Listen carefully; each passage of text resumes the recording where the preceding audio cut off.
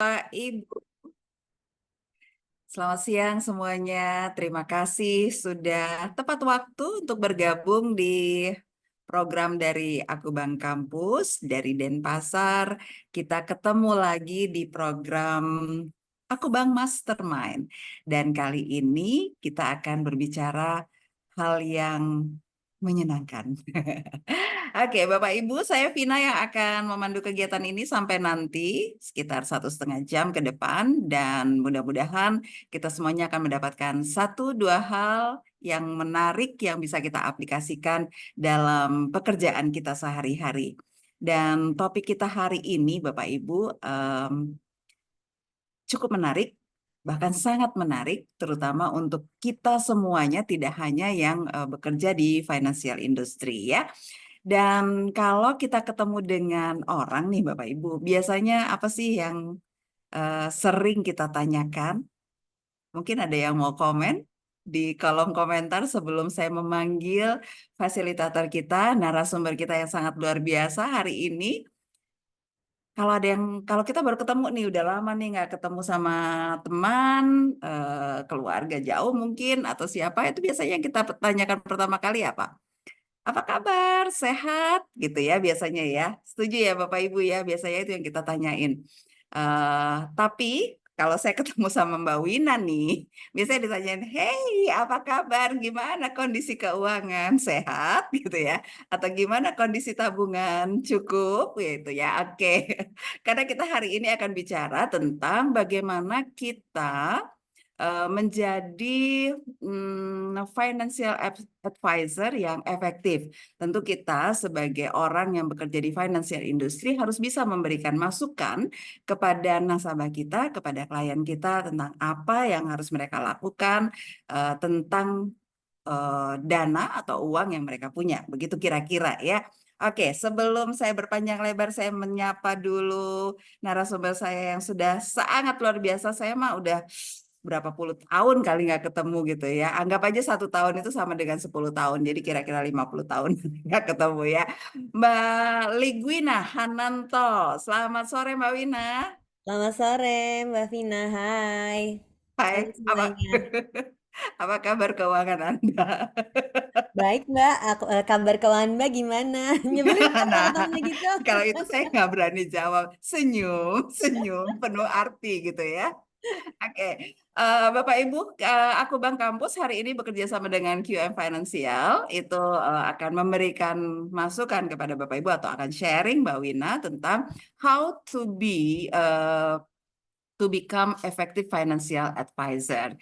Dan kita harus bisa memberikan masukan kepada klien kita, nasabah kita, mereka harus apakan nih uangnya gitu. Tapi bukan berarti kita meminta mereka mengikuti apa yang kita mau gitu ya Mbak Wina ya, tetapi bisa menjelaskan kalau ditaruh A atau deposito atau apalah apa itu kita udah tahu gitu ya. Kira-kira gitu nggak Mbak Wina? Betul ya? Banyak tantangan pokoknya. Sekarang kerja di Iya. BPR harus punya wawasan yang luas banget, Mbak Vina. Iya, bila perlu juga ditanya ini film hari ini film main apa gitu ya. Kita harus tahu juga Betul. gitu. Oke, baik Mbak Wina, kita seperti biasa nanti Mbak Wina akan paparkan materi dulu, kemudian nanti baru di akhir sesi kita akan ada sesi Q&A ya Mbak Wina ya. Baik. Oke, baik. Saya tidak akan memperkenalkan Mbak Wina lebih detail. Nanti Mbak Wina sendiri akan bercerita siapakah beliau gitu ya. Kalau kita tahu, kalau kita lihat beliau adalah financial advisor, tapi ternyata di balik itu beliau adalah seorang tutut. Saya masih senang nonton penampilannya gitu ya. Nanti biar beliau aja yang cerita sendiri ya. Siap, Mbak. Oke, baik. Kalau gitu saya serahkan ke Mbak Wina saja. Silakan Mbak Baik. Wina untuk menghandle kegiatan kita di webinar kita kali ini. Terima Silakan kasih, Mbak Mbak Wina. Vina. Thank you. Baiklah. Selamat siang semuanya. Assalamualaikum warahmatullahi wabarakatuh. Shalom, Om Swastiastu, Namo Buddhaya. Semoga Bapak Ibu semuanya dalam keadaan sehat walafiat, tidak kekurangan suatu apapun. Tapi kalau memang ada yang kurang sehat, juga semoga dikuatkan untuk lebih sehat lagi nantinya. Perkenalkan, saya Ligwina Hananto, saya dari Kiam Financial. Hari ini bareng sama aku Bang, memberikan sebuah materi yang diberi judul How to be an Effective Advisor. Sebagai financial advisor di bank masing-masing, tentu Bapak Ibu punya daftar nasabah yang perlu dikenal. Nah, gimana sih caranya supaya kita bisa menjadi penasihat keuangan yang efektif untuk nasabah kita? Perkenalkan dulu, saya Ligwina Hananto. Saya ini manusia hibrid ya. Jadi kalau siang saya jadi financial advisor, jadi financial trainer. Nanti kalau malam saya jadi stand up comedian. Emang itu dua dunia yang sangat berbeda. Dan dari stand up comedy ini kemudian saya tipis-tipis masuk juga ke dunia acting film. Tapi itu udah lama. Sekarang lebih banyak di mengajar keuangan siang-siang, malam-malamnya berubah jadi stand up comedy. Ini ada media sosial saya, ada di Instagram dan juga di TikTok kalau mau lihat-lihat contoh tips keuangan yang saya sering berikan. Ada satu video baru hampir setiap hari. Sementara video komedinya mungkin ya seminggu sekali deh. Silakan diintip dulu. Saya ada di Instagram dan TikTok dengan judul akun yang sama @mrshananto, @mrs.hananto. Di sana saya juga sering memberikan materi-materi keuangan yang mudah-mudahan bisa bermanfaat. Yuk kita mulai. Sebelum mulai ini ada disclaimer dulu. Sebagai disclaimer, saya bukan advisor ya, saya adalah seorang trainer.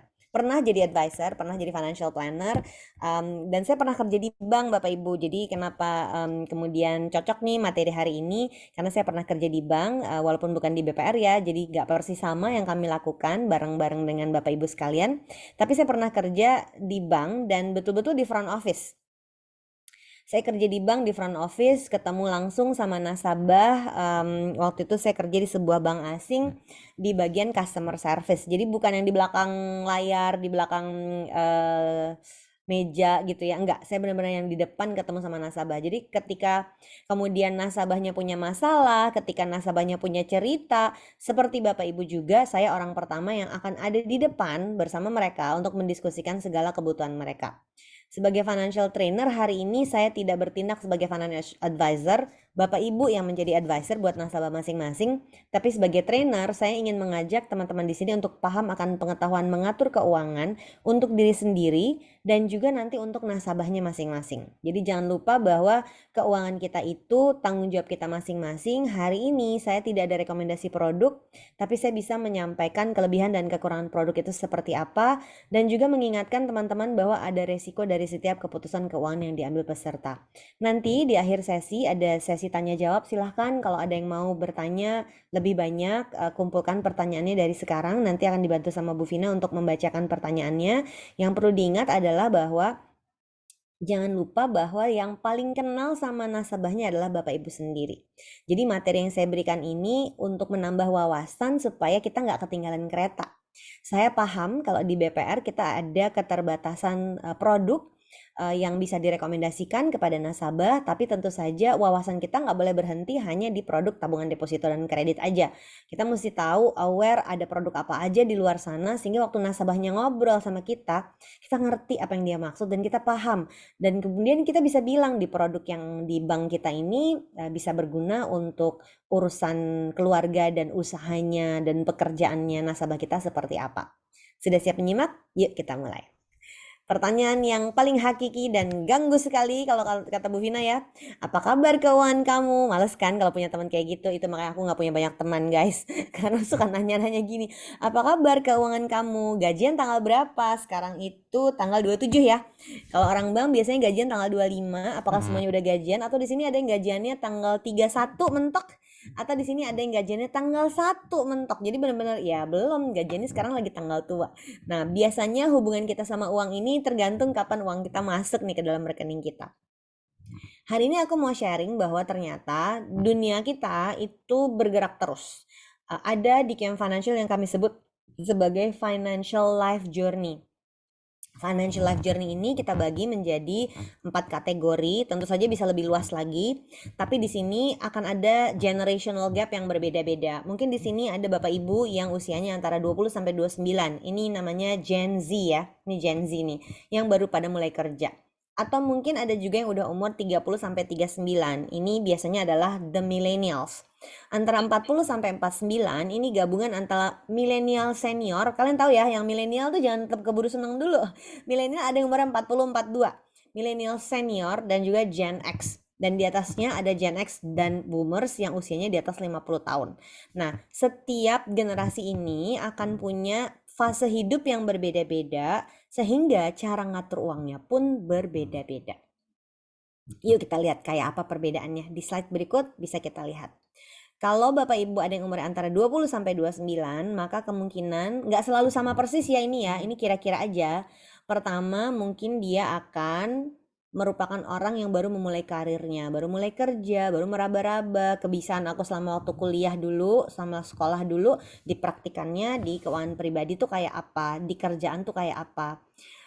Sangat penting di umur 20-29 ini seseorang itu membangun semangat dan kebiasaan menabung. Dan juga mulai mikir-mikir nih kira-kira mau punya tujuan finansial apa dan mau belajar investasi seperti apa. Yang umurnya 30-39 nggak selalu sama persis, tapi kebanyakan umur 30-39 ini adalah mereka yang sudah berhasil mengembangkan karirnya di industri yang sedang Anda tekuni dan juga harus sudah punya komitmen untuk punya keuangan yang sehat, terutama urusan utang. Biasanya umur 30-39 ini tidak semuanya, tapi biasanya akan ada orang-orang yang sudah settle down, menikah, kemudian punya rumah pertama, sehingga umur 30-39 ini kemungkinan besar menjadi orang-orang yang udah punya utang, bentuknya bisa KPR, tapi menariknya adalah target nasional pinjol adalah usia 30-39 ini juga. Jadi hati-hati jangan sampai kalian menjadi bagian generasi 30-39 yang punya utang tapi bentuknya pinjol padahal harusnya kalau mau ngutang bentuknya KPR. Biasanya kalau udah punya anak tentu saja akan mulai menyiapkan dana pendidikan anak dan juga udah mulai mikir nih, wah pensiun akan kayak apa ya. Si usia 40-49 biasanya adalah yang udah lebih senior. Tidak selalu sama, tapi kebanyakan di 40-49 ini udah kebentuk nih skillnya dia kayak apa. Kalau skillnya udah kebentuk, dia udah punya keahlian, biasanya puncak karir mulai kelihatan. Penghasilannya udah lebih stabil, dan orang-orang seperti ini gampang banget terlena. Kayak lagu dangdut ya, terlena ya. Kenapa saya bilang gampang terlena? Karena udah kerja 10 tahun, 15 tahun, mungkin 20 tahun nih udah kerja. Jadi dia merasa udah tahu yang dikerjain apa. Lupa bahwa yang dikerjakan sekarang di usia 40-49 itu nggak bisa disamain dengan waktu dia baru mulai kerja umur 20-29. Jadi fase hidupnya tuh berubah lagi. Mungkin ada yang anak-anaknya udah besar-besar. Sini ada nggak yang udah usia 40-49 berarti anaknya udah besar-besar. Ada yang anaknya udah SMP, anaknya udah SMA. Cara ngatur uangnya udah nggak sama dengan waktu anaknya masih bayi.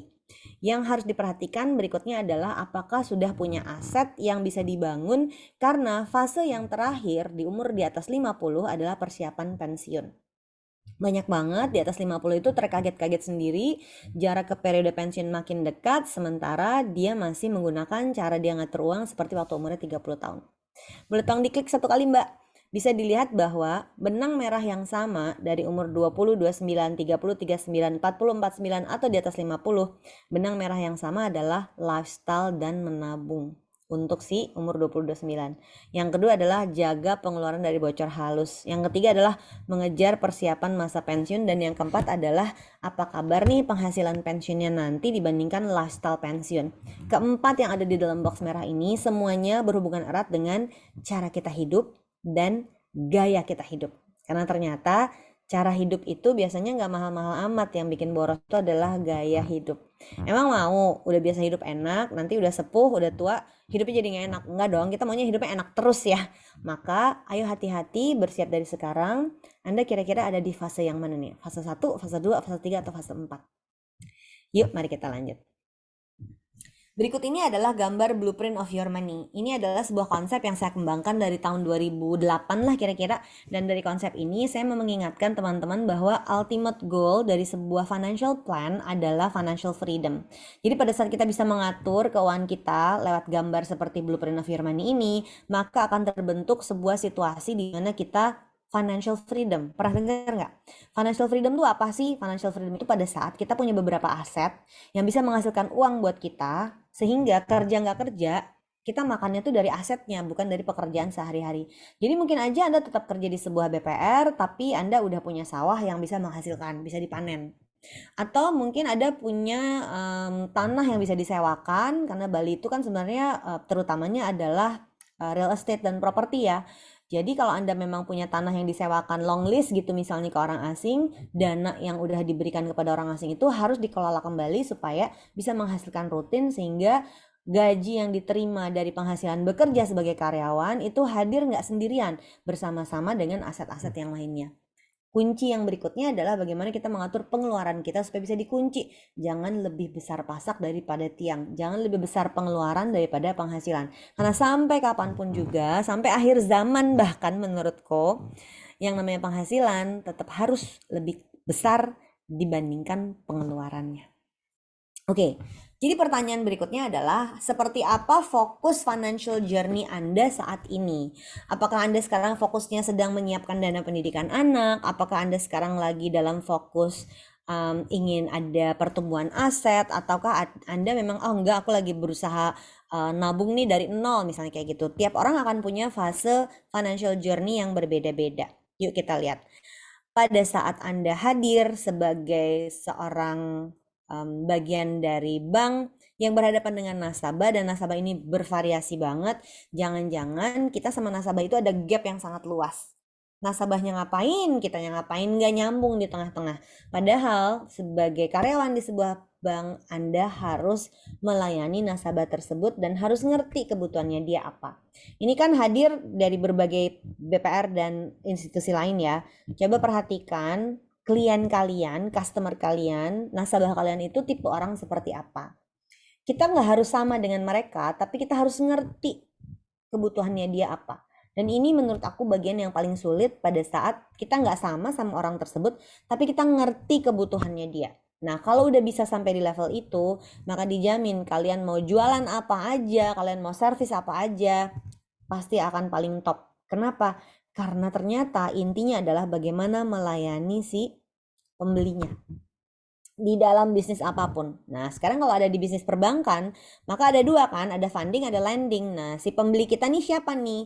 Apakah kita sedang melayani orang yang mau pinjam sama bank atau kita sedang melayani orang yang mau menempatkan dana di bank? Kita udah ngerti belum kebutuhannya dia seperti apa? Aku jelasin dulu namanya growing wealth. Jadi financial journey focus itu ada yang namanya growing wealth. Ada mungkin nasabah Anda di BPR yang memang dalam kondisi growing wealth. Anda sendiri bagaimana?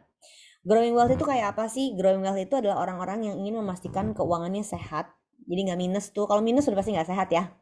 Yang kedua, dia punya tujuan finansial melalui investasi akumulatif. Jadi orangnya seneng ngumpulin. Ngumpulin itu bentuknya bisa menabung, bisa deposito, bisa investasi, bisa nimbun sawah, bisa macam-macam. Yang ketiga, dia sedang menyusun rencana kapan dia akan merdeka dari utang. Dan yang keempat, dia menyiapkan nanti pensiun punya aset di mana-mana.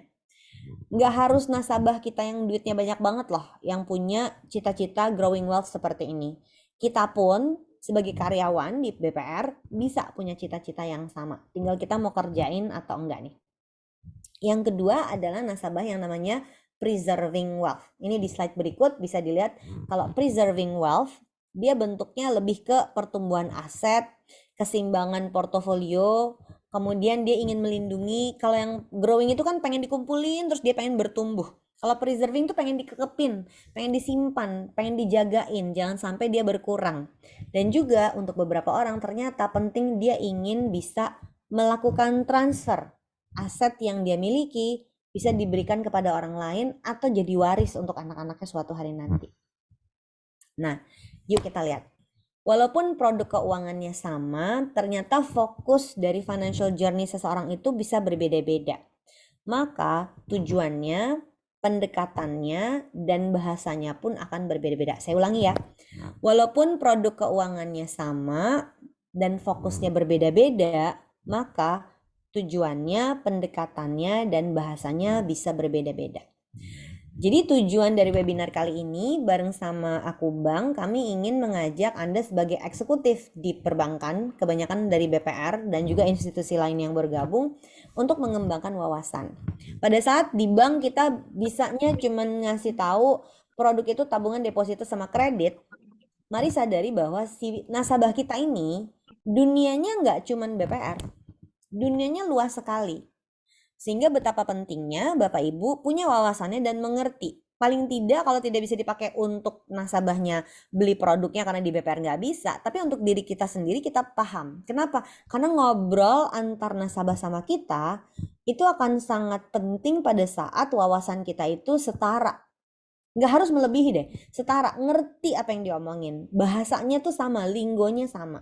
Pada saat Bapak Ibu mengerti apa yang sekarang lagi dijadikan gelisah oleh nasabahnya, maka akan lebih mudah untuk dia percaya pada Bapak Ibu. Yuk kita lihat yuk. Berikut ini adalah beberapa alternatif produk yang tersedia di luar sana, dan saya tahu tentu saja di perbankan sangat terbatas, bank nggak bisa menawarkan produk-produk ini, tapi kita mesti ngerti sebenarnya ini apa supaya kalau nanti nasabahnya ngomongin, misalnya kemarin tuh minggu ini bukan kemarin, minggu ini tanggal 29 itu penutupan terakhir ST12. Bukan nama band ya. ST itu sukuk tabungan nomor 12, salah satu surat berharga negara yang sudah diluncurkan sejak sebulan yang lalu, dan penawarannya akan tutup di tanggal 29 Juni. Ini beberapa minggu yang lalu waktu saya mengajar untuk BPR Lestari, ada yang bertanya begini, bagaimana caranya menghalangi nasabah supaya dia enggak pindahin dari depositonya ke sukuk tabungan? Karena bunganya bisa lebih tinggi gitu. Belum tentu kalau di BPR, bunganya BPR mungkin bisa lebih tinggi daripada SBN. Jadi ada kelebihan dan kekurangan dari setiap produk, tapi berarti kita mesti cari tahu nih, kenapa nasabahnya tutup depositonya? Oh, ternyata dia dia pindahin ke sukuk karena ditawarin di bank lain, misalnya di bank BUMN gitu. Jadi uang yang di BPR-nya malah dipindahin ke BUMN, kan berat buat BPR kan kalau uangnya disedot dipindahin di BUMN, ternyata di BUMN pun di bank BUMN uangnya nggak didepositoin tapi dimasukin ke ST. Sementara di BPR ST-nya nggak tersedia. Apa yang harus kita lakukan kalau kita ngomong kayak gitu? Sementara nih si relationship manajernya, si orang perbankannya nggak tahu ST tuh apa, bahaya kan? Padahal kita mau berjuang supaya jangan dipindahin dong bu, ST lebih bagus. Emang lebih bagus ya? Nggak ngerti ST itu apa. Jadi kenapa harus Anda paham supaya kalau ada kejadian kayak gitu Anda tahu, oh kata siapa bu lebih tinggi bunganya, belum tentu bisa ngomong kayak gitu. Oke, udah siap? Ini kita bahas satu-satu, ada 4 produknya, tabungan deposito, logam mulia, SBN retail, saham, dan juga reksadana. Mari kita mulai dari yang paling gampang dulu, tabungan dan deposito. Tabungan ini produk perbankan dan Bapak Ibu di sini pasti udah familiar semuanya. Tapi saya mau membawakan ini dengan materi seolah kita lagi ngajar sama orang yang nggak ngerti tabungan dan deposito. Kenapa? Karena nasabah kita tidak semuanya paham tabungan dan deposito itu kelebihan kekurangannya apa. Karena dia adalah produk perbankan, maka bunga deposito itu bergerak mengikuti suku bunga acuan Bank Indonesia. Jadi kalau nasabahnya minta deh tambahin bunganya lebih tinggi, masa nggak bisa? Karena Anda sudah tahu bahwa suku bunga bank itu bergerak mengikuti suku bunga acuan Bank Indonesia, kita bisa ngomong, Pak Bu, suku bunganya BI aja sekarang sekian, yang Bapak minta tuh tinggi banget, bahaya dong Pak, masa kita kasih bunga di atas BI? Bisa ngomong kayak gitu. Atau jika suku bunga acuan BI naik, maka bunga tabungan deposito cenderung ikut naik. Jadi kita ngerti, BI itu habis turunin Bu bunganya 0,25%. Kita bunganya belum turun loh, bisa ngomong kayak gitu. Jadi ini yang saya maksud bahwa wawasan akan sangat mempengaruhi cara Anda berdiskusi sama nasabahnya. Dan terakhir yang orang sering lupa adalah ada penjaminan LPS. Menurutku ini adalah anak panah paling kuat yang bisa digunakan jika Anda bekerja di sebuah BPR. Pada saat nasabahnya rame-rame memindahkan depositonya, dicairin, pindahin ke bank BUMN, tapi di bank BUMN tidak ditaruh di deposito, dipindahin ke ST misalnya sukuk tabungan yang kemarin. Anda bisa bilang, Pak, Bu, emang berapa kuponnya ST-nya? Karena ternyata bunga deposito yang dijamin oleh LPS untuk BPR itu udah tinggi banget, 6,75. Yang ada mending Ibu tutup deposito di tempat sana, pindahin ke sini, dapat bunga yang lebih tinggi. Tapi kan bahaya, kan dijamin LPS. Oh gitu. Nasabah ini banyak yang nggak tahu kalau BPR itu level amannya sama bank. Karena sama-sama dijamin LPS. Ya tentu saja kesehatan masing-masing perbankan akan sangat berbeda ya. Tapi bayangin ada ruang yang sangat lebar antara bank umum yang hanya bisa memberikan bunga 4,25% dijamin LPS dengan BPR yang bunganya 6,75 dijamin LPS. Itu luas banget loh. 2% lebih bunganya. Jadi dengan begitu Bapak Ibu sebetulnya punya nih anak panah yang paling kuat untuk bilang bahwa SBN sama bunga BPR itu bedanya nggak banyak. Kalau Bapak Ibu cuma mau nyari bunganya doang, Belum tentu harus mindahin uang dari BPR keluar. Yang ada mindahin dari luar ke dalam BPR. Ini adalah cara jualan yang masih jarang dipakai sama teman-teman di BPR karena keterbatasan wawasan. Jadi ada teman-teman di BPR yang nggak ngeh bahwa penawaran di bank umum itu jauh lebih rendah daripada di BPR. Persepsi nasabah itu bank lain lebih aman dari BPR. Persepsi nasabah itu ada nih bank online, bank digital yang saya nggak perlu pergi ke um, cabangnya, tinggal klik-klik-klik di handphone aja. Bu, itu ngasih bunga berapa? 5,5%. Bu, kalau bank umum cuman boleh 4,25 loh. Bisa ngomong kayak gitu nggak? Pernah nggak ngomong kayak gitu? Karena ternyata nggak dijamin LPS kalau sampai bank umum memberikan bunga di atas penjaminan LPS. Jadi level keamanannya bisa kita pertanyakan. Oke, lanjut ya. Produknya sama-sama tabungan dan deposito, tapi ternyata waktu kita ketemu sama nasabah yang growing wealth atau nasabah yang preserving wealth, cara ngobrolnya nggak sama. Ini yang saya bilang tadi, cara ngobrolnya nggak sama. Growing itu artinya bertumbuh ya. Jadi orang ini lagi ngumpulin. Growing itu artinya dia lagi ngumpulin, lagi ngumpulin, lagi ngumpulin. Sementara preserving tuh dijagain. Beda kan? Pengen mengumpulkan sama pengen ngejagain tuh beda. Untuk ngomongin tabungan dan deposito, kalau nasabah Anda adalah orang yang kayaknya growing wealth, ciri-cirinya tuh adalah rekeningnya dia tuh operasional. Jadi ada transaksinya, uang keluar masuk, itu orang growing wealth. Pasti banyak banget orang punya bisnis itu growing wealth. Yang kedua, kita bisa mengajak dia untuk selain operasional, simpannya untuk dana darurat. Jadi kalau ada emergency, bisa simpan di tabungan dan deposito di BPR, ini untuk dana darurat. Dan yang ketiga adalah mesti kenal sama nasabahnya. Kira-kira nih kalau umurnya dia 35 tahun, udah nikah belum ya? Punya anak gak sih? Istrinya tinggal di sini juga gak ya? Anaknya umur berapa? Karena habis itu kalau ketika komunikasinya sudah terbuka, kita bisa buka lagi nih. Ibu, anaknya bukannya udah mau masuk SD ya? Simpan aja dana SD-nya di sini selama 1 tahun. Jadi tahun depan kalau si kakak mau masuk SD, uangnya udah standby. Ketika kita kenal sama nasabahnya, tahu dia hidupnya kayak apa, lebih mudah untuk merekomendasikan. Ini saya pernah praktikan waktu zaman saya kerja di bank. Waktu zaman saya kerja di bank, saya punya nasabah yang cuma naruh uang di deposito dan gak diapa-apain. Tapi setiap dia datang ke bank itu ngobrolnya enak banget. Sampai akhirnya waktu dia pulang liburan dari Amerika, dia bawain semua customer service dan teller yang ada di banking hall saya anting-anting Mickey Mouse. Saya masih inget. Kita sampai harus bikin laporan. Kalau di Bank Asing tuh dulu strict banget ya, nggak boleh terima apapun dari nasabah. Tapi kalau ngasih anting-anting dong boleh lah, tapi harus dideklar. Ini kira-kira harganya berapa, terbuat dari emas atau enggak, sampai harus kayak gitu. Dibikin suratnya, diperiksa sampai ke Jakarta. Karena kalau enggak, dan waktu itu pusatnya di Hong Kong ya, pusat Asia Pasifiknya. Jadi kalau saya nggak laporan tuh saya bisa dikeluarin. Jadi benar-benar harus bikin anting Mickey Mouse doang, ribet banget. Tapi ternyata si ibu ini sayang banget sama tim front office-nya. Dia datang mungkin nggak ada sebulan sekali untuk memperpanjang deposito. Kalau zaman dulu nih saya kerja di banknya 24 tahun yang lalu ya, jadi udah lama banget. Tahun 2000 saya kerja di banknya. Dan waktu itu nggak bisa digital, nggak bisa tinggal kirim-kirim aja, nggak kayak sekarang ojek ada di mana-mana.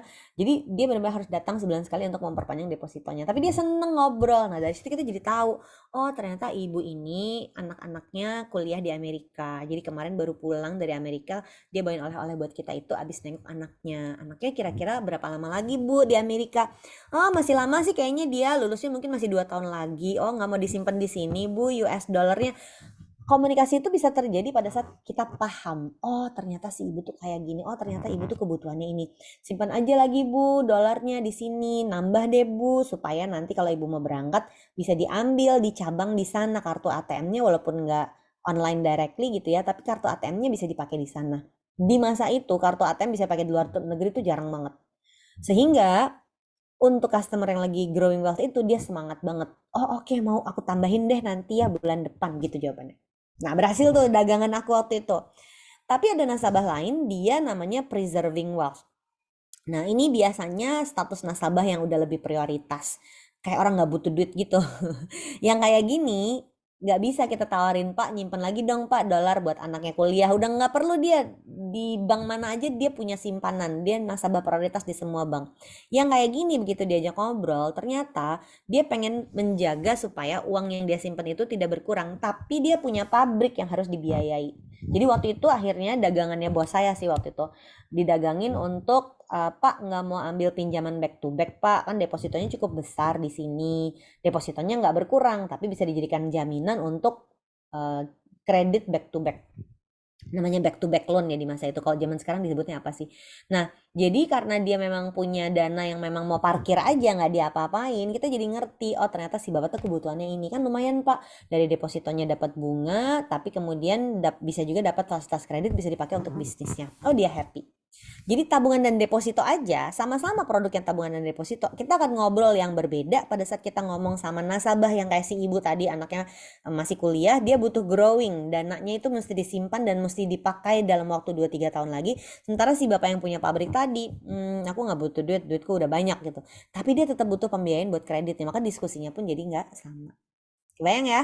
Itu tadi untuk produk tabungan dan deposito. Sekarang mari kita masuk ke produk kedua. Produk favorit ibu-ibu namanya emas logam mulia. Ada nggak di sini teman-teman yang udah investasi emas logam mulia? Dulu aku berpikir, ih logam mulia investasi nenek-nenek banget ya gitu. Sampai aku kemudian pegang sendiri emas 100 gram tuh kerasa wow gitu. Wow, jangan yang kecil ya. Pegang doang kan boleh, belum tentu beli kan. Waktu itu aku pegang di toko emas yang 100 gram tuh bener, wow berkilau sekali dan berat ya ternyata 100 gram itu. Apa sih sebetulnya yang menarik dari investasi emas? Emas ini rata-rata ada kenaikan dalam 10 tahun terakhir sekitar 7% dalam 10 tahun. Data Bank Indonesia menunjukkan rata-rata inflasi itu 3,75 sehingga dapat kita pastikan dalam waktu 10 tahun terakhir emas ini tumbuh lebih besar daripada inflasi yang terjadi di Indonesia. Emas ini berfungsi untuk melindungi nilai. Jadi kalau kita beli emas dari tahun 2014 ke 2024 dia memang ada kenaikan. Tapi jangan lupa bahwa harga emas di Indonesia itu bergeraknya agak susah untuk diprediksi. Karena ternyata satu dia mengikuti pasar internasional, yang kedua dia ngikutin kurs rupiah US dollar, dan yang ketiga dia sering dijadikan safe haven sehingga harganya cenderung naik ketika justru kondisi nggak menentu. Jadi dia harga tuh tinggi banget pada saat terjadi Rusia nyerang Ukraine. Harganya naik pada saat COVID lagi tinggi-tingginya kayak gitu. Jadi nggak bisa kita prediksi dia akan naik kapan dan akan turun kapan, dan bahkan kalau jangka waktunya pendek sekali menurut aku bahaya. Jadi kalau orang mau beli emas untuk 3 bulan jangan, bahaya karena dia ternyata grafiknya naik turun banget. Berikutnya di slide berikut aku mau tunjukin kinerja logam mulia itu seperti apa. Nah ini adalah harga emas Antam per 13 Mei 2024 dan yang harus kita sadari bahwa harga beli sama harga jualnya ternyata tidak sama. Ada gap selisih yang sangat luas dan kalau kita beli emasnya makin kecil, ya memang affordable ya, kalau beli emas kecil kan nggak mahal-mahal amat, tapi ternyata selisih harga beli dan selisih harga jualnya bisa sampai 8%, jauh banget. Jadi harga jualnya sama di 1,225 tapi harga belinya ternyata berbeda-beda. Jadi kalau kita beli di yang 1 gram pas mau dijual jatuhnya 8%. Kebayang nggak jatuhnya sampai 8, itu hampir 10% loh ke 8%. Yang lainnya antara 3,9, 4 ya, 4 sampai 4,9, jadi antara 4 sampai 5% adalah selisih spread disebutnya antara harga beli sama harga jual. Nah, rata-rata imbal hasil emas 5 tahun terakhir itu adalah 15,8% per tahun. Tapi ini adalah 5 tahun terakhir. Kalau kita stretch panjang dari 2014 ke 2020 dia malah flat, nggak terlalu banyak kenaikannya. Jadi justru kenaikan emas itu terjadinya dalam 4-5 tahun terakhir. Jadi jangan lupa bahwa kalau kita mau beli emas yang fisik, jumlah kecil itu cenderung mahal dan ada selisih yang sangat lebar antara harga beli harga jualnya. Dan resiko terbesar emas adalah harus disimpan di tempat yang aman.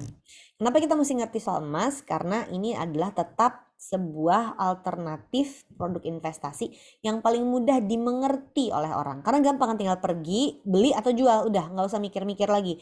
Walaupun padahal sebetulnya seperti semua produk investasi yang namanya untung itu adalah beli dari harga lebih rendah, jual di harga lebih tinggi. Jadi harus tahu kemarin belinya di angka berapa, jualnya di angka berapa, supaya kita mendapatkan keuntungan. Jangan asal-asal beli, asal-asal jual. Menariknya adalah gak semua orang ngerti kalau ternyata emas itu ada kenaikan dan turunnya juga. Oke, sekarang gimana kita membedakan financial life journey orang yang tertarik sama emas padahal dia di growing wealth dan juga di preserving wealth. Yang growing wealth biasanya akan menyimpan untuk dana darurat dan juga sering banget nih yang investasi untuk jangka menengah. Khusus untuk emas ini ternyata paling disukai dan dianggap sebagai bagian dari alternatif investasi syariah. Jadi kalau Bapak Ibu ada yang nasabahnya sangat concern sama syariah, terus nggak mau masuk ke BPR dengan alasan ini nggak syariah, cek deh. Jangan-jangan dia memang maunya masuknya ke emas. Ini contoh. Jadi bukan berarti kita akan melawan nasabahnya ya, kan kita nggak bisa mengubah kepercayaan orang. Tapi jadi kita paham, oh maksudnya begini, oh ternyata dia begini. Dengan begitu Anda nggak perlu fight di battle yang nggak bisa kita menangin. Ngapain ngotot sama orang yang memang nggak mau masuk ke bank. Tapi jadi kita paham kalau ternyata kita mau jadi alternatif, kita tuh lawannya apa. Satu lagi adalah preserving wealth. Preserving wealth ini adalah pada saat seseorang ingin menyimpan dan ingin melindungi nilainya. Karena salah satu alat untuk waris yang paling mudah dan efisien serta efektif adalah emas. Karena emas disimpan mau dibagi-bagiin, udah kan nggak ada laporannya nih. Tapi kalau duit dibagi-bagiin kan ada laporannya masuk. Nanti kena pajaknya. Kalau emas enggak. Jadi emas ini cenderung menjadi alat yang sangat menjadi alternatif pada saat mau dijadikan alat waris juga. Oke, lanjut. Ini agak susah. Jeng jeng jeng jeng. Mari kita bahas namanya SBN atau surat berharga negara. Surat berharga negara ini ada dua jenis, ada yang sifatnya konvensional dan ada yang sifatnya syariah. Gak usah terlalu pusing, bayangin surat utang tuh gini, misalnya aku ke Bu Vina mau pinjam uang 1 miliar. Aku pinjam ya Bu 1 miliar, alasannya aku mau bangun rumah misalnya gitu. Dan Bu Vina kenal banget sama aku, ya udah deh boleh Bu Vina kalau mau pinjam, ini bikin suratnya ya. Terus sama Bu Vina dibikinin suratnya, nih ada suratnya.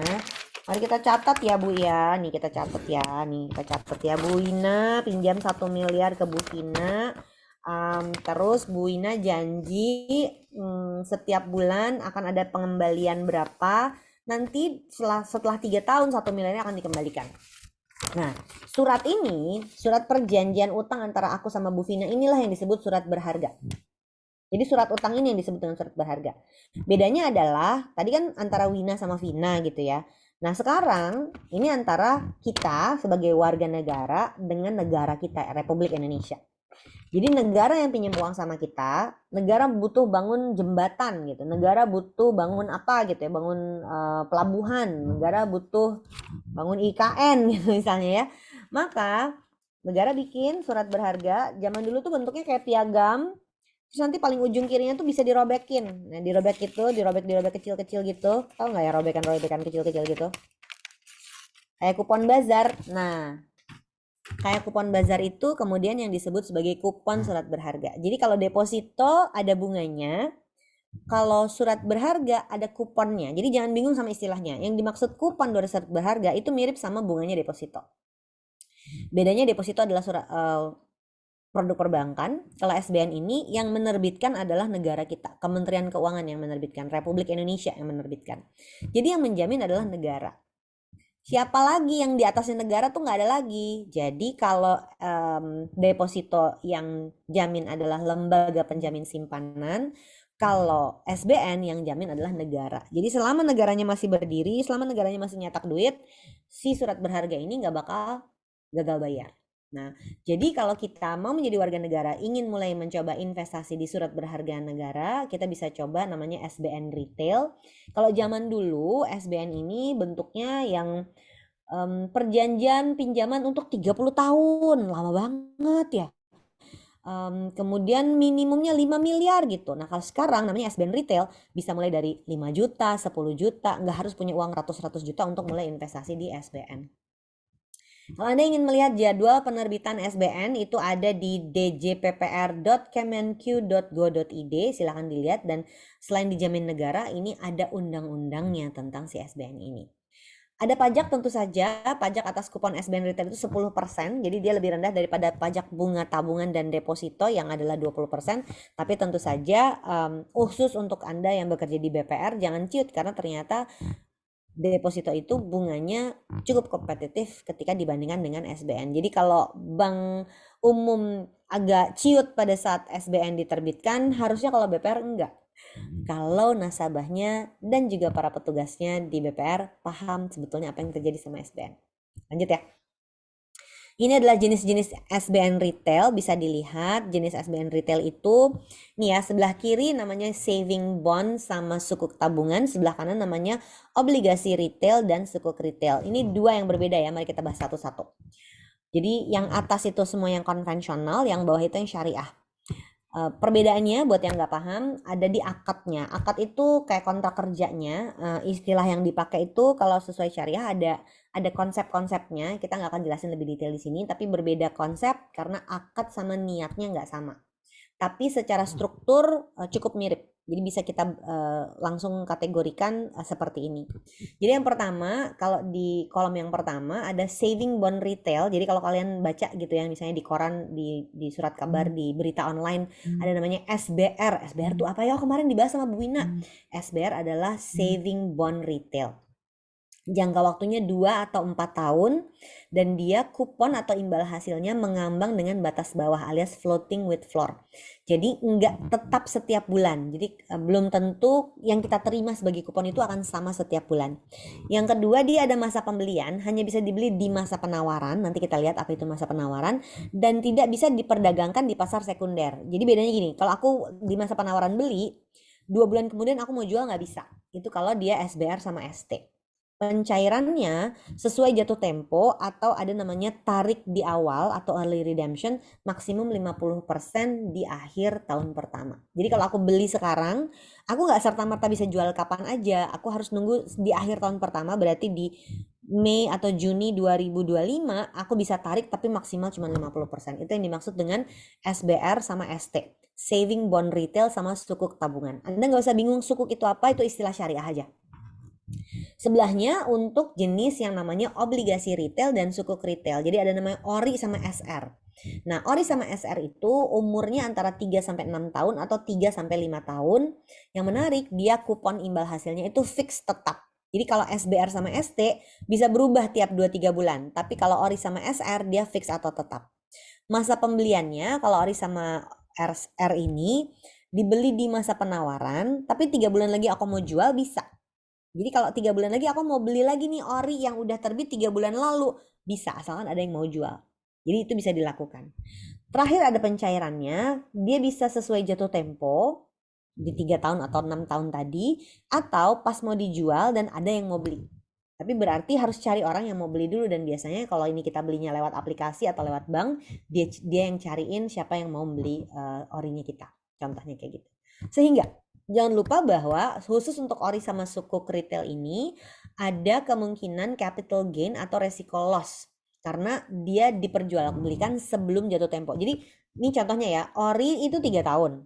Misalnya orinya kemarin di Februari 2024. Nah, 3 tahun artinya 2024, 2025, 2026, 2027. Berarti kalau saya masukin uang 10 juta di Februari 2024, nanti di Februari 2027, uang 10 juta saya itu dipastikan dijamin undang-undang, negara akan mengembalikan 10 juta lagi ke saya. Jadi kalau ORI sama SR itu, saving bond dan sukuk tabungan tadi, di awal masuk berapa, di akhir pasti dijamin keluarnya sama. Masuk 10 keluar 10, masuk 100 keluar 100. Tapi di periode antara jatuh tempo sama waktu kita baru beli tadi, itu setiap bulan akan ada kuponnya yang masuk. Nah, kupon ini ada yang fixed rate, ada juga yang floating, berubah-ubah nilainya. Nah, kalau di tengah jalan, aku mau jual, aku butuh uangnya, boleh. Tapi itu kalau dia ORI sama SR. Kalau dia SBR sama ST, hanya bisa dilakukan pencairan di tahun pertama aja dengan maksimum 50%. Jadi nggak bisa mau minta 100%. Oleh karena itu, kalau misalnya orinya 3 tahun, terus baru 1 tahun aku mau cairin. Nah, pas mau dicairin, ternyata yang beli nggak mau beli dengan nilai 100%, ditawar. Maunya 98% aja. Maka uang 10 juta tadi, pas aku mau jual, kembalinya tinggal 9,8. Contohnya kayak gitu. Tapi mungkin juga berubah jadi 12 juta. Oke, sekarang mari kita lihat jadwal penerbitan imbal hasil SBN retail yang bentuknya seperti ini. Jadi waktu Januari Februari kemarin ada ori nomor 25, 1 sampai Maret 27 Maret ada SR020. Sekarang nih sampai akhir pekan ini ada ST12 sedang dalam masa penawaran. Ini tinggal dikit ya. Aku belum ngecek tuh tadi. Kalau nggak salah yang ST2 yang 2 tahun Hmm. itu tinggal sedikit, tapi yang ST4 masih banyak. Nah, kemudian ada SBR 013 itu dari bulan Juni ke Juli. Ada lagi SR 021, kemudian ada lagi ORI 026 dan lagi ST 013. Jadi hampir setiap bulan nih ya. Nanti Juni, Juli ada, Agustus, September ada, September, Oktober ada, November, Desember ada. Setiap bulan sampai Desember ada penawaran SBN. Kalau mungkin sekarang teman-teman belum punya nih dananya untuk ikutan ST, masih ada kesempatan di Juni, masih ada kesempatan di Agustus, ada kesempatan di September, dan ada kesempatan lagi di November. Jadi silakan ancang-ancang. Mau berapa jumlahnya, nggak usah gede-gede. Bisa 5 juta, bisa 10 juta, nggak harus punya ratus-ratus juta. Yuk sekarang kita lihat fokus di financial journey-nya seperti apa. Khusus untuk yang mau beli SBN retail, kalau ini adalah untuk growing wealth, biasanya dipakai untuk parkir dana jangka pendek aja, tadi sesuai jangka waktunya. Ada yang jangka waktunya 2 tahun, 3 tahun, 5 tahun. Dia biasanya digunakan karena dianggap aman sebagai modal investasi. Artinya uangnya tuh nggak akan berkurang, karena kalau dia jatuh tempo, dia dijamin oleh undang-undang untuk kembali persis 100%. Tapi jadinya jangan lupa kuponnya itu akan masuk ke tabungan. Jadi dia enggak menjadi bunga berbunga. Kan deposito kan bisa diaro ya, automatic rollover kan. Nah, kalau si kuponnya obligasi ini enggak. Maka kalau ketemu sama nasabah yang aku mau cairin dana di deposito mau dipindahin ke surat berharga negara, mau dipindahin ke ST12 misalnya, diingetin nasabahnya, ibu-ibu jangan lupa ya kupon ST-nya nanti itu transfer lagi ke sini, ke bank kami aja, nanti di bank kami kita jadiin deposito lagi, bisa bilangin kayak gitu nggak? Jadi kalau kita paham produknya, pada saat bahkan saat nasabahnya udah dikasih tahu tetap mau mindahin ke obligasi, ingetin kupon dari obligasi itu tidak bunga berbunga. Beda sama kupon bunga deposito. Bunga deposito kan bisa dimasukin lagi ke pokoknya terus digulung bersama kan. Kalau kuponnya obligasi enggak, maka ajakin, Bu, kalau mau dipindahin ke ST silahkan aja, tapi boleh enggak kuponnya transfer ke sini. Jadi nanti di sini kita bungain lagi pakai deposito yang deposito di BPR bisa sampai 6,75% loh Bu, lebih tinggi loh dari perbankan. Ngomong kayak gitu. Supaya apa? Supaya nasabahnya ngerti, dia paham ya. Nah, ini kenapa kelas ini tersedia buat Bapak Ibu sekalian, supaya Bapak Ibu jadinya punya wawasan yang luas. Jadi kalau ketemu sama apa istilahnya ya, challenge gitu ya, sama tantangan-tantangan pada saat produk di luar kok menarik-menarik banget, kita produknya cuma tabungan deposito. Jangan sedih karena sebetulnya ketika nasabahnya lebih paham gara-gara kita kasih tahu, dia jadi ngerti, dia ngerti nih dia ngomongin apa. Padahal di banknya dia nggak jualan ST loh gitu. Itu tadi pada saat kita mau menggunakan SBN retail sebagai growing wealth. Jadi si SBN-nya nggak akan growing, tapi kuponnya bisa di-grow. Yang berikutnya adalah preserving wealth, yaitu sebagai salah sumber aset aktif. Jangan dulu Mbak. Dan pada saat kita ngomongin preserving wealth ini, ketika menjadi salah satu sumber aset aktif, maksudnya adalah memang dia ingin menggunakan kupon SBN itu sebagai pengganti gajiannya. Jadi kalau dia punya uang angkanya nih, kalau preserving wealth tuh udah nggak 10 juta, 5 juta yang tadi aku bahas ya. Kalau orang yang preserving wealth ini dia dananya udah miliaran nih. Nah kalau dia dananya udah miliaran banyak banget. Misalnya dia punya 1 miliar gitu, dia udah bisa terima 5 juta sebulan sebagai kupon dari obligasinya. Dengan kayak begitu, yang dia butuhkan tuh lebih keseimbangan diversifikasi aja. Bu, kan ibu udah punya ST, sebagian deposito dong Bu, biar lebih aman, bisa ngomong kayak gitu. Oke, lanjut ya. Sekarang yang paling seru, kita investasi di saham. Di sini ada nggak yang udah investasi saham? Aku sampai belum ngecek hari ini investasi sahamku apa kabar. Aku punya portofolio sendiri yang angkanya nggak terlalu besar, tapi aku rutin. Aku rutin investasi di saham aku. Dan aku pilih beberapa sektor aja. Nah ini menarik karena menurut aku kalau kita mau jadi investor, penting sekali untuk kita belajar berinvestasi di pasar modal negeri sendiri ya. Karena negeri sendiri ini sangat membutuhkan investor lokal yang kuat dan percaya sama fundamental dari bisnis-bisnis besar yang ada di Indonesia. Saham itu adalah sebagai surat berharga yang menyatakan bukti kepemilikan dan penyertaan modal sehingga badan usaha dari perusahaan yang terdaftar di publik atau tercatat atau go public ada di bursa efek itu bisa diperdagangkan oleh masyarakat luas. Investasi saham ini harus pakai broker atau sekuritas, jadi ada perantaranya namanya sekuritas, dan harga saham ini bergerak mengikuti mekanisme pasar. Mekanisme pasar tuh apa sih? Mekanisme pasar tuh gini, ada yang mau beli dan ada yang mau jual. Yang mau beli, mau belinya di harga berapa, yang mau jualnya di harga berapa. Pada saat harga beli dan harga jual itu nyambung sama, maka terjadi transaksi. Sama kayak kalau kita pergi ke pasar ya, Terus mau beli buah nih, misalnya buahnya mangga, belum musim bu mangga, harganya jadi naik. Ah nggak mau segitu kemahalan, terus kita nawar. Terus dia setuju sama harga kita. Nah, saham juga kayak begitu. Cuman bedanya dilakukannya online, pakai handphone aja klik klik klik klik. Kita kalau nawar nggak nawar nginjek kayak di pasar waktu mau beli buah. Pada saat kita udah paham fungsinya saham seperti apa, maka mungkin nggak takut lagi karena ngerti oh ternyata saham tuh seperti itu. Yuk kita lihat dulu karakteristik saham seperti apa seperti di slide berikut ini. Nah, ini karakteristiknya saham. Yang pertama, jangka waktunya dapat diperjualbelikan sesuai hari dan jam bursa. Jadi sesuai jamnya nih, hari ini di Jakarta jam berapa, pasar masih buka apa enggak, kita bisa transaksi. Tapi kalau kayak kemarin long weekend, libur 4 hari, transaksi nggak bisa dilakukan. Jadi hari ini baru mulai transaksi lagi. Ada minimum investasi, pembukaan akun sekuritas itu mulai dari 100.000, pembelian satu lot itu 100 lembar, tapi sebetulnya walaupun kita bisa sih beli saham yang harganya di bawah 100.000 satu lot, tapi sebetulnya menurut hitungan aku kalau pengen portofolionya terbentuk itu butuh 30 juta. Cuman nggak harus langsung punya 30 juta sekarang. Jadi bisa aja 30 juta itu adalah modal untuk saham, tapi kita setornya 1 juta sebulan selama 30 bulan ke depan. Misalnya kayak gitu. Ini hitungan kasar aku ya. Mungkin ada yang nggak setuju, tapi kalau mau punya portofolio tuh nggak bisa sejuta 2 juta. Transaksi memang bisa 100-200 ribu. Tapi waktu kita mau memilih, contoh aja ini bukan rekomendasi ya. Waktu aku beli saham sebuah perusahaan logistik, 1 juta itu aku bisa dapat 40 lot. Tapi waktu aku pilih sebuah saham perbankan, 1 juta itu cuma dapat satu lot. 40 lot sama satu lot, beda banget loh. Karena harga sahamnya berbeda. Oleh karena itu, yang aku lakukan adalah setor setiap bulan rutin ke saham yang aku mau. Kadang satu saham, kadang dua saham, tergantung jumlah yang aku punya bulan tersebut. Tapi itu rutin dilakukan karena aku nggak punya yang langsung blok sekian ratus juta itu aku nggak punya. Jadi kalau mau jadi investor saham juga nggak harus nunggu punya uang ratus-ratus juta.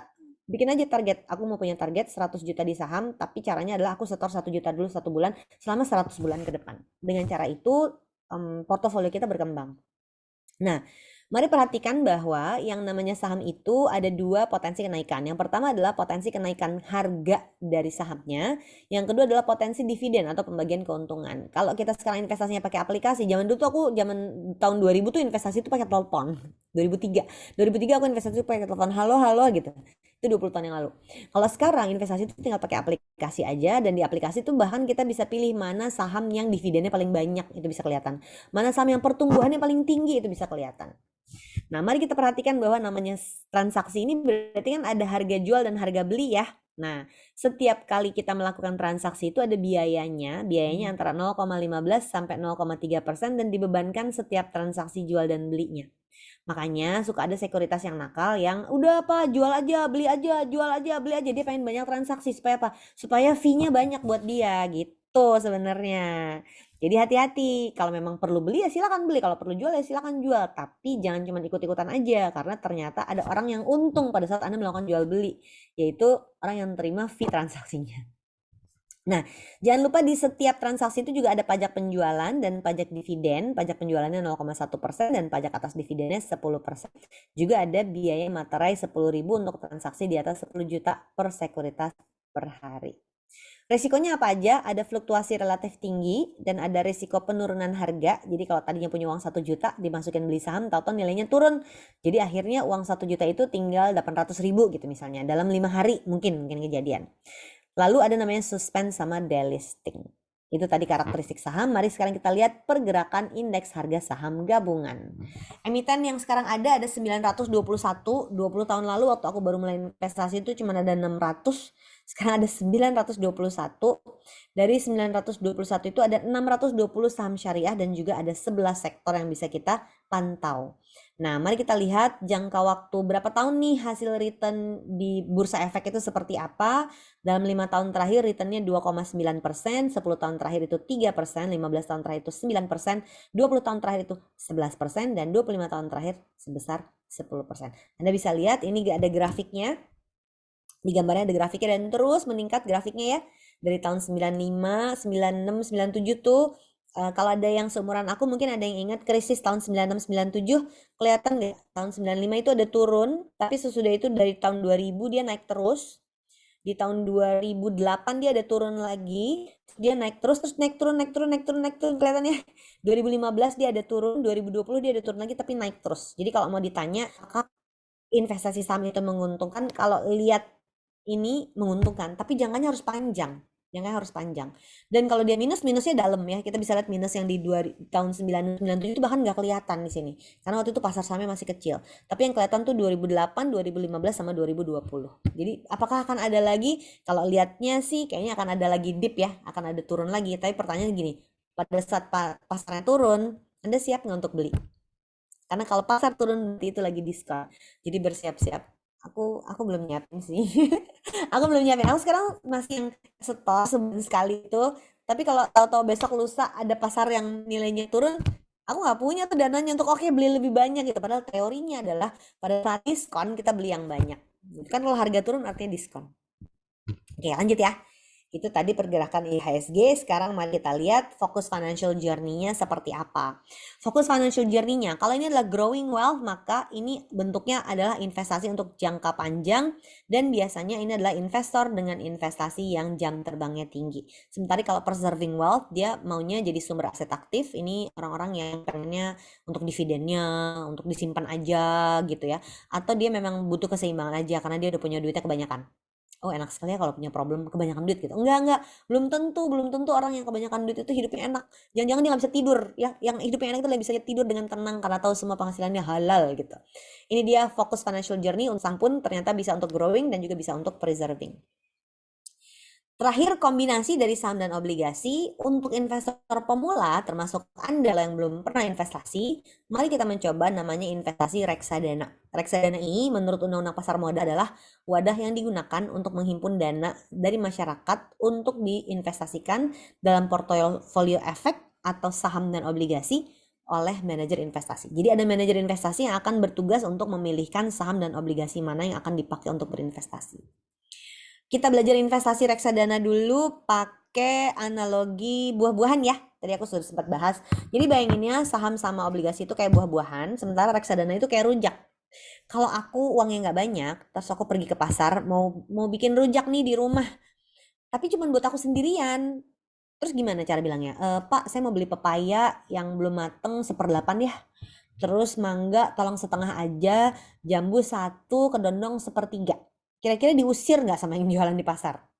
Nah, kalau kita memang modalnya nggak banyak, cuman punya 100.000, 50.000, mungkin memang belum cukup modal untuk masuk ke pasar saham dan obligasi, mungkin perlu masuknya ke reksadana dulu. Jadi reksadana itu bayanginnya kayak rujak, di dalam rujak itu ada macam-macam buahnya. Maka di dalam reksadana itu ada macam-macam saham dan obligasi yang saya nggak harus pilihin sendiri, nanti akan dipilihin sama yang bagian ngulek sambal rujaknya. Nah, si pengulek sambal rujak ini kami istilahkan tukang rujak ini adalah manajer investasi, dan manajer investasi lah yang bertugas untuk meracik reksadananya, meracik rujaknya, level pedesnya pun dia bisa atur, mau nggak pakai cabai atau mau cabainya 5. Di sih kita bisa beli reksadana? Kepada agen penjual. Agen penjual yang berlisensi dari otoritas jasa keuangan itu bisa dibeli di bank, bisa dibeli di asuransi, dan juga bisa dibeli di supermarket online. Mari kita lihat jenis-jenisnya. Jenis-jenis reksadana tuh ada apa aja? Di slide berikut bisa kita lihat jenis-jenis reksadana.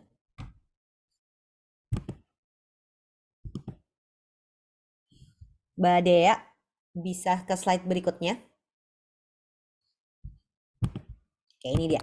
Jenis-jenis reksadana, ada reksadana pasar uang, isinya adalah uang kas, deposito, atau obligasi yang di bawah 1 tahun. Berikutnya ada reksadana pendapatan tetap, di dalamnya adalah obligasi dan uang kas. Kalau yang campuran berarti ada sahamnya, ada obligasi, dan ada uang kas. Sementara kalau dia saham, berarti sebagian besar saham, sebagian ada obligasi, dan juga ada uang kasnya. Sehingga kalau Bapak Ibu merasa, aku mau beli reksadana yang mana dulu ya gitu. Biasanya aku bercandanya gini, kita kayak belajar berenang ya. Kalau nggak pernah berenang sama sekali, nggak usah ikut berenang lomba triathlon yang ke tengah laut gitu, nggak usah, di pinggir pantai, di kolam aja kalau perlu. Jadi kalau belum pernah investasi sama sekali, mungkin memulainya bisa dari reksadana pasar uang dulu, karena reksadana pasar uang ini tidak mengandung saham. Adanya cuman cash sama obligasi yang di bawah 1 tahun. Sehingga dengan begitu kita bisa gradual nih, naik kelas, naik kelas, naik kelas.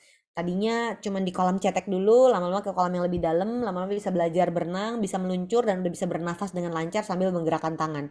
Sama investasi juga kayak gitu. Pertama reksadana pasar uang dulu, terus naik ke reksadana campur pendapatan tetap, campuran dan saham, baru nanti untuk beli obligasi langsung atau saham langsung, kira-kira kayak gitu. Yuk kita lihat financial journey-nya kayak apa. Kalau kita mau pakai reksadana, oh ini ada kinerjanya dulu ya, bisa dilihat silahkan. Ini kinerja reksadana yang paling tinggi saat ini adalah reksadana pendapatan tetap, returnnya 5%. Kemudian IHSG-nya, IHSG itu indeks harga saham gabungan, performance-nya Jakarta Stock Exchange itu di 2,9. Pasar uang itu di 2,9, campuran itu 0,7, dan reksadana sahamnya sedang minus 6,11% dalam 5 tahun terakhir. Kebayang nggak? Deg-degan nggak? Mau investasi di reksadana saham tapi dia minus 5%, minus 6% dalam 5 tahun terakhir. Kan kayak masukin air ke ember bocor ya. Sehingga jangan serta-merta langsung masuk ke produk yang ada pada sahamnya. Oke, aku mau gitu. Jangan langsung. Periksa dulu, pahami dulu cara kerjanya, periksa returnnya, dan kalian cek sanggup nggak nerima resiko ketemu minus 5 tahun berturut-turut.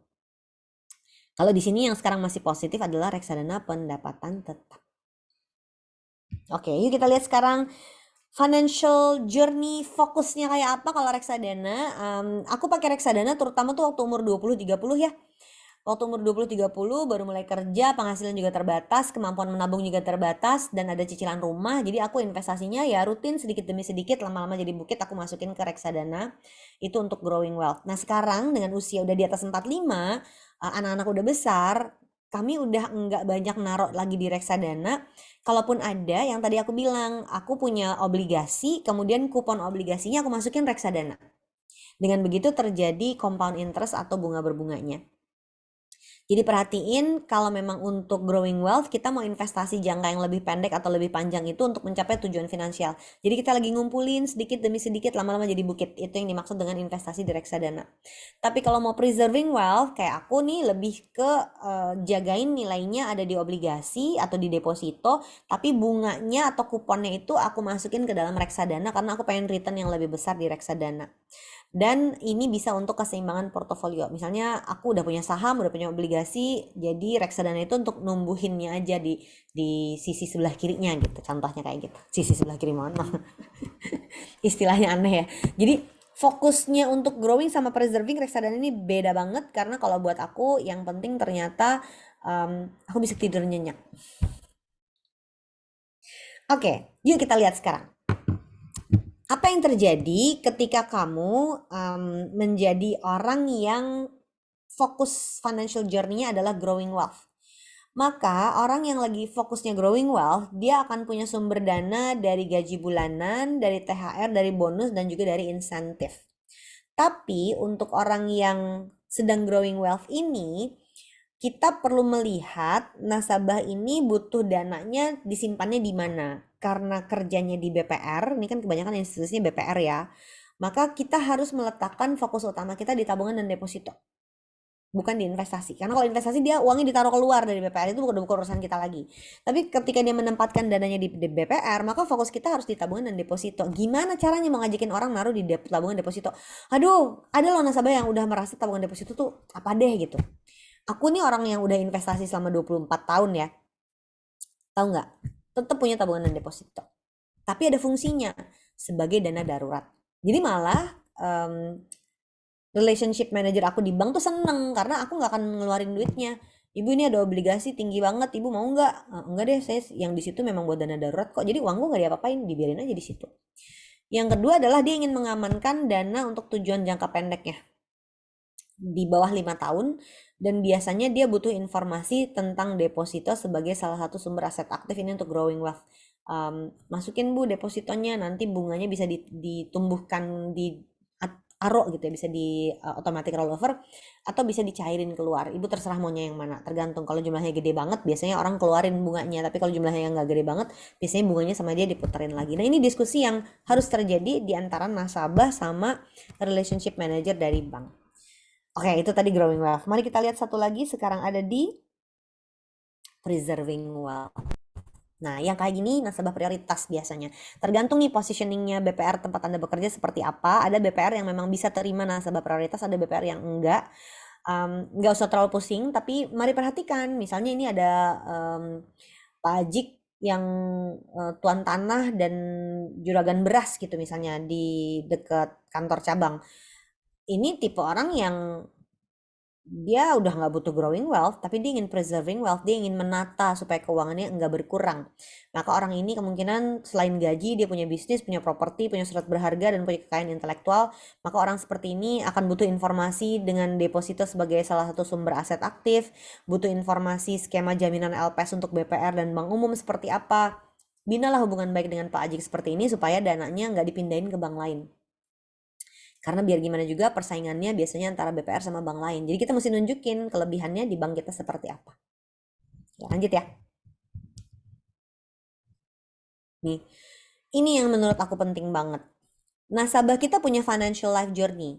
Dia ada di growing wealth atau ada di preserving wealth. Tapi pertanyaannya adalah Anda sendiri sebagai orang yang bertugas berhadapan sama nasabah, financial journey kalian kayak apa? Jadi kita mesti memperbaiki internal diri kita dulu untuk bisa melayani nasabah dengan lebih baik. Ini nasabahnya BPR itu pilihan produknya cuma tabungan, deposito, sama kredit loh. Tapi ketika kita punya financial journey yang baik, kita punya wawasan investasi yang baik, kita ngerti produk itu di luar kayak apa, ngobrol sama nasabah itu lebih nyambung. Anda yang paling tahu sebetulnya. Di daerah Anda, setiap BPR ini kan pasti punya spesialisasi masing-masing ya. Di daerah Anda, nasabahnya tuh kayak apa, butuh kreditnya tuh yang seperti apa, naruh uang di tabungan deposito tuh kayak apa. Karena Anda mengerti dan Anda menjalankan juga di keuangan sendiri, maka Anda akan lebih mudah untuk memberikan rekomendasi pada nasabah-nasabah Anda. Nah, berikut ini adalah yang wajib kamu kuasai ya. Nomor satu tentu saja produk perbankan. Nomor dua produk pasar modal. Nggak harus jagoan banget, tapi tahu. Jadi kalau ada yang sudah mulai berani dan paham, mulai nyobain, saya sangat apresiasi kalau mulai mencoba investasi. Yang ketiga, ngerti tentang emas logam mulia. Yang lain-lain ada sih kayak falas, financial technology, dan lain-lain. Tapi yang lebih penting adalah wajib menguasai cara kerja dan skema produknya, ngerti lembaga pengawasnya siapa aja, paham fungsi produk pada rencana keuangan dan kelebihan dan resiko produknya apa aja. Ini yang wajib kamu kuasai. Berikutnya adalah yang wajib kamu ketahui. Ini dia. Market update atau outlook harian, mingguan, bulanan. Kebijakan umum makroekonomi seperti apa, fluktuasi kinerja produk investasi seperti apa. Jadi kita bisa ngobrol sama nasabah dan paham bagaimana sih cara nasabah kita menghasilkan uang. Apa aja sih profil resikonya masing-masing nasabah. Oh, kalau ibu yang itu nggak mau investasi sama sekali, ibu yang itu tuh tertarik investasi, bahkan nggak ragu untuk cairin deposito yang tempat kita untuk dipindahin. Kita udah harus tahu nih tipe orangnya kayak apa. Juga kita mesti tahu perkembangan ekonomi yang relevan dengan nasabah. Di daerah Anda masing-masing ada kebiasaan seperti apa yang kita harus paham. Misalnya di daerah tersebut banyak perkebunan, atau di daerah yang lain misalnya adanya banyak beach club baru nih, F&B menjamur banget gitu. Atau di daerah lain misalnya dekat sama industri, banyak pabrik misalnya. Maka kalau kita ngerti perkembangan ekonomi yang relevan di daerah sekitar kita, kita akan paham juga nasabahnya nanti yang datang itu dengan produk yang cuma 3 tadi, tabungan, deposito, sama kredit. Kira-kira nih nasabah ini akan membutuhkan layanan yang seperti apa, karena kita paham dia sedang bersinggungan dengan kekuatan ekonomi dari mana.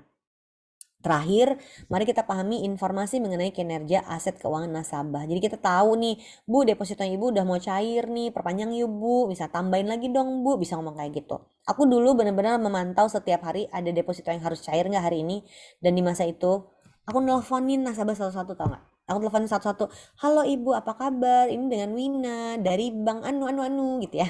Aku udah kerja di bank. Dari bank nih, Ibu depositonya cair hari ini, mau diurus nggak Bu perpanjangannya? Tambah lagi yuk Bu yuk gitu. Ada bunga spesial nih buat Ibu nih hari ini, misalnya kayak gitu. Ada program baru nih Bu, kita kalau ada penawaran untuk kenalan Ibu yang baru, untuk nasabah baru ada hadiah apa, misalnya kayak gitu. Kadang-kadang nasabah butuh insentif seperti itu juga. Jadi kita punya program apa yang akan membuat nasabahnya senang. Oh, si Wina telepon lagi nih, aku senang kalau ngobrol sama dia. Butuh kayak gitu kalau kita kerja di bank, karena isunya bukan soal produk, sebetulnya isunya soal hubungan kita sama si nasabahnya. Oke. Ini ada pantun sedikit ya. Naik kereta ke Jakarta biar gaya pakai kacamata. Kami RM BPR se-Indonesia. Bagi nasabah, kami adalah teman yang paling setia. Semoga bermanfaat. Aku kembalikan ya ke Mbak Vina. Silakan Mbak Vina. Oke, terima kasih Mbak Wina. Waduh, saya nggak punya pantun Mbak Wina. Jalan-jalan ke Bali asik gitu ya. Ya udah nyampe aja di Bali gitu. Garing ya. Oke, baik Bapak Ibu teman-teman, silakan kalau ada yang ingin ditanyakan atau ada yang ingin didiskusikan, silakan boleh raise hand. Kemudian em, saya cek dulu apakah ada di kolom chat yang sudah sempat eh, bertanya. Oh, cakep. Cuman itu doang. Oke, ada Bapak Ibu ada yang mau didiskusikan mungkin silakan raise hand.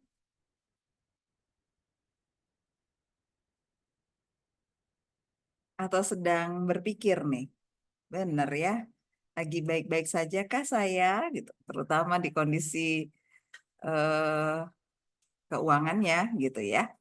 Oke, coba. Ada Bapak Ibu? Oke, ada Mbak Antari. Oke, Mbak Antari silakan Mbak, langsung dibuka saja mic-nya. Oke, sore Mbak Vina, sore. Mbak Antari, sore, silakan. Iya, sore Mbak Livina. Mbak Livina, saya mau nanya nih, kalau untuk saat ini, dalam kondisi saat ini, itu better kita mulai beli, better kita beli emas atau saham? Kan berhubung harga saham juga secara turun, tapi harga emas kan naik ya. Betternya kita invest yang mana? Itu satu Mbak. Terus yang kedua, itu kalau untuk asuransi, kita kalau kondisi sekarang, karena saya tahu Mbak Ligina kan juga ini asuransi juga ya. Jadi saya mau tanya nih, kalau kondisi saat ini better kita pilih asuransi yang konvensional atau yang tradisional? Itu aja sih Mbak. Thank you. Oke, baik. Baik, makasih Terima Mbak kasih. Antari. Mbak Antari, Eh, silakan. Sebetulnya better yang mana itu tergantung tujuannya apa. Jadi aku akan bertanya tujuannya apa. Mbak mendingan emas atau saham? Tujuannya apa nih? Contoh ya, kalau aku punya 3 orang anak, yang paling besar itu udah semester terakhir, yang paling kecil baru SMP. Maka produk emas sama saham itu buat dua-duanya nggak aku pakai loh. Karena untuk si kakak yang paling besar udah tinggal 1 semester, dananya udah standby di deposito semua atau di tabungan semua. Untuk adik yang baru SMP, dananya standby-nya di reksadana. Jadi kalau pertanyaannya mending emas atau saham, kalau tujuan aku untuk nyekolahin anak yang paling besar dan paling kecil, jawabannya enggak dua-duanya. Jadi kapan aku pakai emas sama saham? Nah, emas biasanya aku pakainya untuk dana darurat. Jadi aku beli emas itu merem. Aku beli, mau naik, mau turun, pokoknya aku simpen aja forever. Karena cuma mau aku pakai kalau dia darurat. Tapi kalau emasnya mau dipakai untuk menyimpan deh buat anak aku masuk SMA 3 tahun lagi. Maka aku harus ngitung kira-kira emas itu akan bertumbuh berapa persen nih dalam 3 tahun. Isunya kemudian adalah ternyata si emas ini lagi naik. Kan bahaya ya kalau beli lagi naik nanti pas dijual turun gimana? Ya nggak sih? Jadi aku cenderung nggak pakai emas untuk jangka yang terlalu pendek. Kalaupun mau investasi, emas biasanya dipakai untuk jangka waktu 5 sampai 8 tahun. Karena karakteristik produknya. Jadi kalau ditanya mending emas yang lagi naik atau mending saham yang lebih turun, nggak bisa dijawab kayak gitu Mbak. Harus ditanya tujuannya apa dulu nih gitu. Saham aku pakai untuk jangka panjang dengan intensitas aku setor sedikit-sedikit tapi setiap bulan aku setor. Dan itu aku lakukan untuk dana pensiun 15 tahun lagi. Jadi jangka waktunya panjang banget. Tapi kan lagi turun. Justru nih, waktu berinvestasi, kita mengharapkan nilai naik dong. Nah, kalau mengharapkan nilai naik, maka sebaiknya kita beli waktu harga lagi rendah. Jadi ini yang sering salah kaprah. Orang tuh mikir, wah emas lagi naik, beli emas yuk. Justru pada saat harga sebuah produk investasi lagi turun, dan kita mengharapkan dia naik, kan nanti grafiknya kan gini tuh Mbak. Kayak roller coaster. Waktu roller coaster lagi turun, kita harus masuk. Tapi mental kita nggak siap. Kita manusia. Kalau harga turun kita malah deg-degan. Padahal justru kita turun supaya waktu naik kita ikut nilainya naik. Karena kita belinya dari bawah gitu. Jadi aku harus tanya balik, sebenarnya Mbak ini tujuannya buat apa? Kalau jangka waktunya di bawah 3 tahun, tidak pakai emas dan tidak pakai saham. Pakainya tabungan, deposito, kalau reksadana hanya yang pasar uang. Tapi kalau Mbak mau pakainya di atas 5 tahun, mungkin emas lebih bagus daripada beli saham. Karena saham aku cenderung pakainya di atas 10 tahun, di atas 15 tahun. Nah, untuk pertanyaan yang kedua, kapan kita beli asuransi dan asuransi yang seperti apa? Idealnya kita beli asuransi murni nggak pakai embel-embel investasi. Jadi kalau zaman dulu, aku tuh public enemy number one. Orang asuransi musuhan sama aku karena aku berani bilang nih tahun 2008 ya, aku berani-berani tulis artikel di websitenya Kian Financial. Saya Ligi Gunawan tidak beli unit link, aku dimusuhin sama semua agen asuransi. Tapi sekarang agen asuransi tuh pada bilang di media sosial, wah Teh makasih ya dulu ngomong kayak gitu. Jadi aku buru-buru revisi rekomendasi buat nasabah aku supaya mereka nggak pada kabur, dia bilang gitu. Karena ternyata nasabahnya makin pinter. Nasabahnya makin ngerti, jangan nawarin produk yang mereka nggak perlu. Yang dibutuhin adalah perlindungan asuransinya. Masalahnya, produk yang ideal ini jarang ada di pasar. Jadi misalnya, pengen beli asuransi murni doang. Ada, tapi harus asuransi grup untuk perusahaan. Kalau nggak punya perusahaan nggak bisa akses. Pengen beli asuransi jiwa doang. Udah jarang banget, mungkin cuma ada 1-2 perusahaan yang masih nawarin ini, sisanya nggak mau. Sisanya semua hanya tersedia unit link. Nah, karena kondisi pasarnya begitu, jadi sekarang aku bilang juga, kalaupun mau beli unit link, nggak apa-apa, tapi minta sama agennya, tolong hitungin asuransi kesehatannya, hitungin asuransi jiwanya sesuai yang aku mau. Unit investmentnya kecilin, supaya apa? Supaya fokus kita bukan di investmentnya, fokus kita ada di asuransinya. Jadi sekarang jawaban aku adalah, mau beli unit link juga nggak masalah, silahkan aja. Tapi tetap kita beli asuransi unit link pun tidak untuk investasi, untuk perlindungan asuransinya.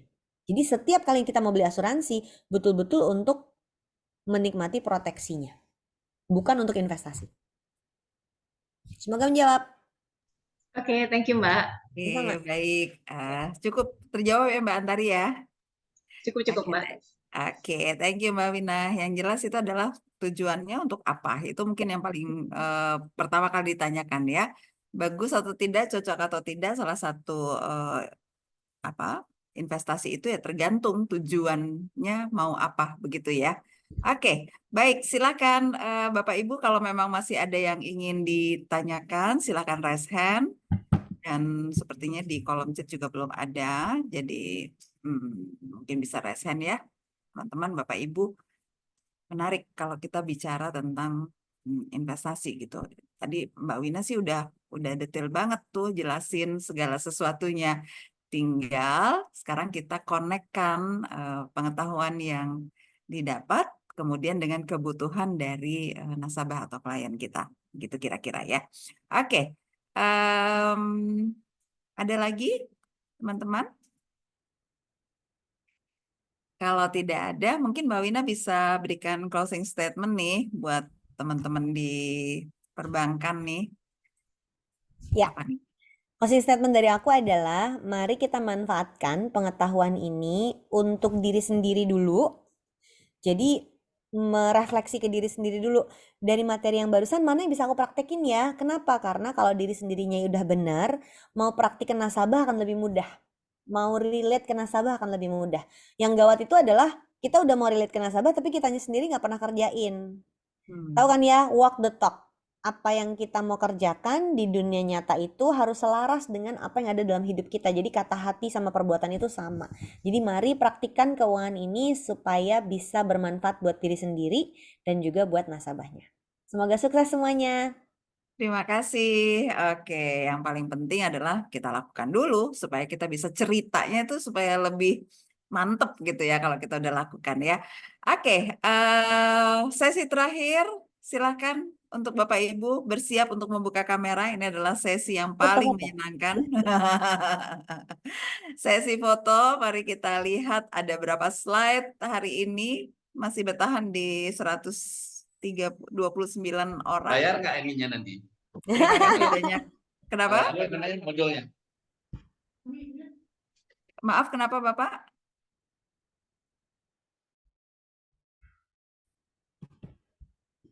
Mohon maaf Bu, Modul. bocor Bu, mohon maaf. Oh, Oh, oke. Oh, bocor-bocor ya. Sambil kita siap-siap untuk berfoto, silakan Bapak Ibu mengisi link kuesioner. Kalau Bapak Ibu sudah mengisi link kuesioner, nanti materi akan dikirimkan via email ya. Oke. Slide yang pertama, sudah bersiap semuanya. 3, 2, 1. Slide yang kedua, 3, 2, 1. Slide ketiga, 3, 2, 1. Slide keempat, ada berapa slide nih ya? Slide keempat, masih ada? Oke, 3, 2, 1. Sepertinya sudah ya, sudah semuanya. Oke, baik Mbak Wina, terima kasih banyak. Sama-sama, Mbak Vina. Sampai ketemu lagi. Sampai ketemu lagi. Dan Bapak Ibu juga semuanya, terima kasih banyak kebersamaannya di webinar Mastermind dari Aku Bank. Dan kita akan ketemu di program berikutnya sampai dengan akhir tahun nanti ya. Selamat sore semuanya, sukses untuk kita semuanya. Selamat sore, sampai jumpa. Terima kasih.